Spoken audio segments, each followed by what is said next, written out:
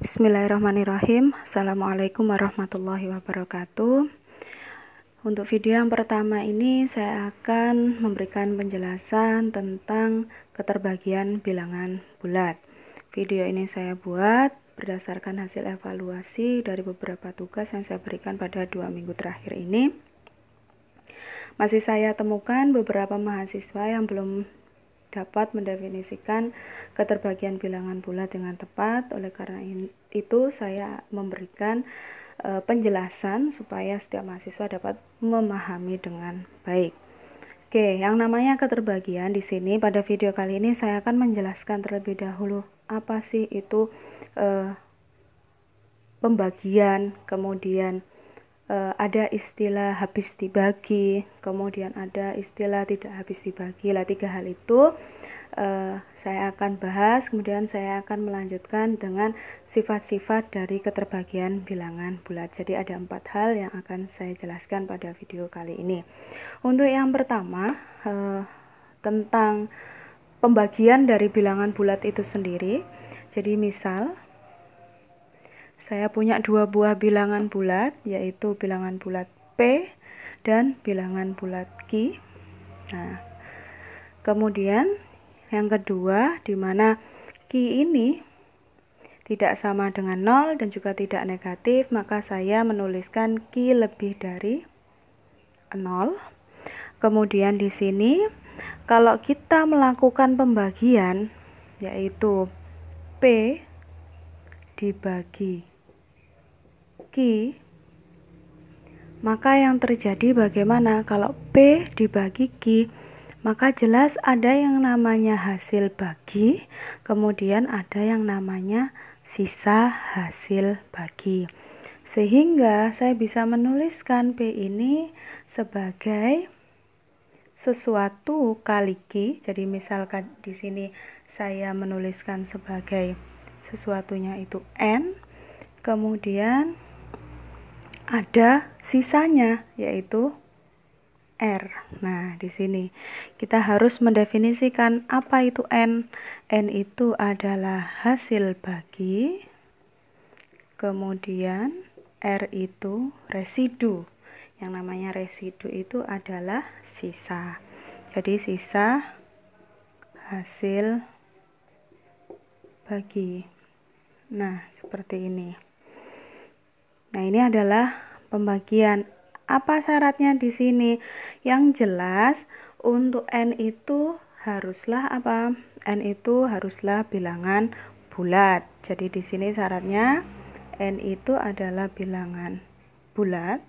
Kemudian R atau sisa hasil bagi, residu adalah syaratnya yang jelas apa? Ya, di sini R itu syaratnya dia harus lebih besar sama dengan 0, kemudian kurang dari apa? Jelas kurang dari pembaginya. Pembaginya di sini apa? Pembaginya adalah Q. Nah, di sini seperti ini. Ini adalah kita sebut sebagai definisi pembagian. Definisi pembagian bilangan bulat. Oke. Sehingga apa di sini untuk definisi pembagian bilangan bulat ini?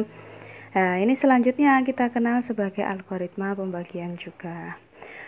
Jadi jelas di sini untuk pembagian, kalau kita membagi P dibagi Q, maka ada yang namanya hasil bagi, ada sisa hasil bagi.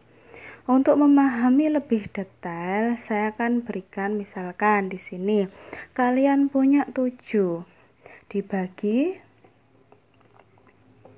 3. Maka yang jelas 7 ini sama dengan berapa? Ada berapa kali 3, kemudian sisanya berapa?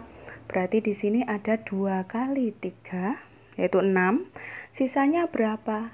1. Coba dilihat, 2 ini adalah bilangan bulat. Kemudian 1 ini sisanya jelas lebih besar atau sama dengan 0. Kemudian apa? Kurang dari 3. 3. Jadi kalau ini misalkan masih bersisa yang lebih dari 3, maka itu artinya apa? Pembagian kita masih salah. Seperti itu. Jadi sebenarnya bisa dibagi lagi dengan 3. Contohnya misal tadi ada yang jawab ini 1, Bu. 3. Ini sisanya 4. Nah, ini belum benar. Kenapa? Karena 4 ini masih lebih dari 3. Bisa kita bagi lagi dengan 3. Sehingga ini bisa 2. Ini supaya sisanya hanya 1. Sisanya harus lebih besar sama dengan 0, kurang dari pembaginya. Seperti itu. Saya harap kalian bisa memahami dengan baik. Itu pembagian. Selanjutnya, bagaimana dengan habis dibagi, kemudian dengan tidak habis dibagi. Nah, ini saya tinggal mengganti saja. Misal di sini karena ini yang awalnya P dibagi Q, begitu saja. Yang sekarang saya ganti. Untuk definisi apa? Untuk definisi P habis dibagi Q. Oke. Untuk P habis dibagi Q ini ada notasi atau simbolnya. Kalau pembagian P dibagi Q mungkin simbolnya seperti ini. Seperti kalau kita membuat bilangan rasional. Nah, sekarang ini kalau P dibagi Q. Tapi kalau kalau P habis dibagi Q, simbolnya sudah seperti ini. Kalau P habis dibagi Q, simbolnya itu Q dulu, habis membagi P. Nah, ini simbolnya seperti ini. Berarti di sini P habis dibagi Q.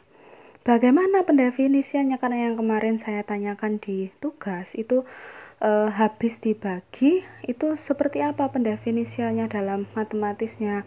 Kalau habis dibagi berarti tidak ada sisa hasil bagi.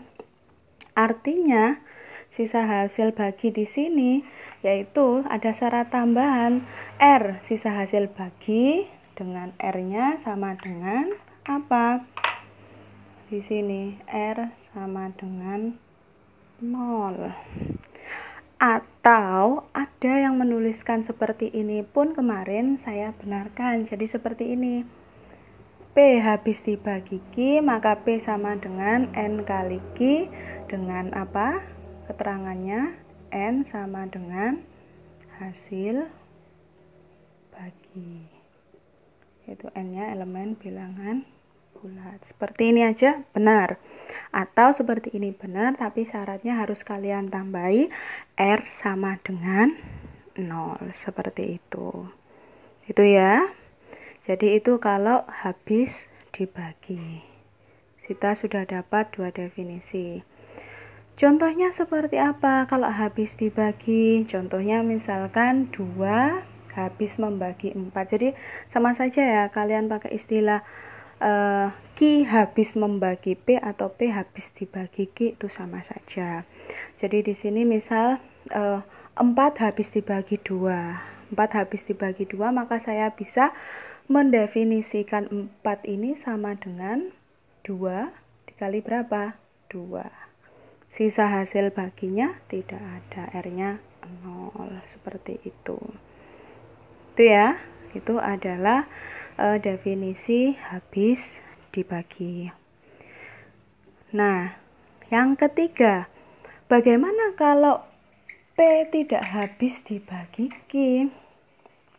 Nah, kalau tidak habis dibagi Q, maka di sini tidak habis dibagi Q. Ini tinggal nambahi ada coret. Seperti ini. Kemarin saya lihat banyak yang mengetikkannya masih kayak nge-crop gambar. Ini ada, cari di simbol. Di simbol ada. Jadi di sini adalah simbol dari P tidak habis dibagi Q. Ini berarti harus kita ubah, yaitu kita ubah apa? Seperti ini. Kalau tidak habis dibagi Q, Berarti R sisa hasil bagi dengan syarat R-nya seperti apa? Bolehkah 0? Tidak boleh. Jadi seperti tadi, cuma yang tadi ada sama dengannya, sekarang tidak ada. R lebih dari 0, kurang dari pembaginya yaitu G. Silakan dipahami. Jadi ini yang bawah sudah tidak ada.